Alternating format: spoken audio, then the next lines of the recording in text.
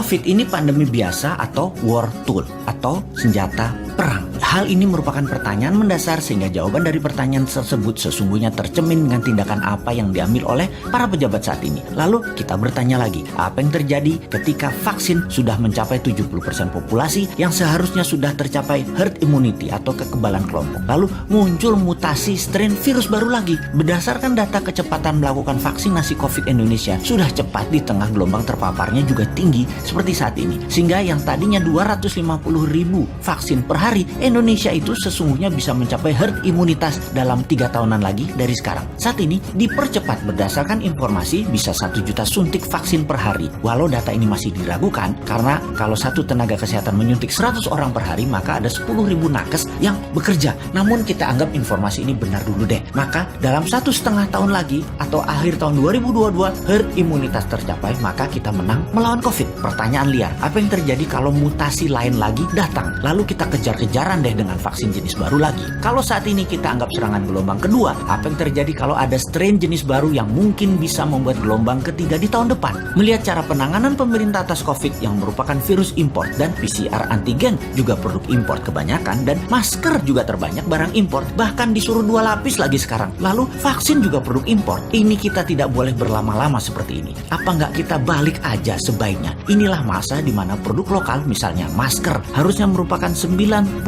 masker yang beredar di Indonesia saat ini adalah buatan lokal. Antigen tes lokalnya harus 100%. Vaksin lokal harus 50% atau obat peningkat imunitas yang lokal harus digenjot. Agar kalau virus mutan lagi, kita nggak terus bergantung impor yang akan membuat ekonomi negara digerogoti uang keluar atau flight capital. Sudah cara bernegaranya membatasi uang beredar menjadi tipis di tanah air, uang tadi ditarik keluar dengan berbagai kebutuhan impor dan tunai di tanah air harus hidup dengan pinjaman dolar asing dan yuan. Rupiah kok jadi nggak berdaulat ya? Pastinya karena kebijakannya terlalu impor. Walau bisa terlihat benar karena semuanya dalam keadaan darurat, tapi kalau bernegaranya daruratnya berkepanjangan seperti ini, sebenarnya bisa nggak masuk kategori salah kelola atau mismanagement bernegaranya. Lebaran tahun 2020 nih ya, kita nggak boleh mudik, pulang kampung, mudik apalah itu. Lalu tahun 2021 berlaku lagi, nggak boleh mudik lagi. Oke lah, kita manut, 2 kali ya kita manut. Walau ada beberapa orang nggak tahan melakukan pulang kampung yang katanya mereka lah penyebab meledaknya gelombang kedua paparan COVID sekarang. Oke lah, argumen ini diterima. Tetapi kalau tahun depan 2022 masih lagi, ini namanya nggak bisa kelola. Setuju nggak kalau hal ini kita sematkan? Nggak bisa kelola negara karena 3 kali berturut-turut kita nggak pulang kampung. Kembali ke pertanyaan awal, kita bisa simpulkan dari pertanyaan pertama oleh pemerintah saat ini, COVID adalah pandemi biasa, bukan war tool atau senjata perang biologi. Menjawab pertanyaan kedua, kalau ada strain baru, maka sepertinya ya ikut aja atas apa yang akan terjadi nanti. Kumaha engke, tak ada antisipasinya, yang ada hanyalah mudah-mudahan nggak ada mutasi lagi. Kalau terjadi berlawanan, ini senjata biologi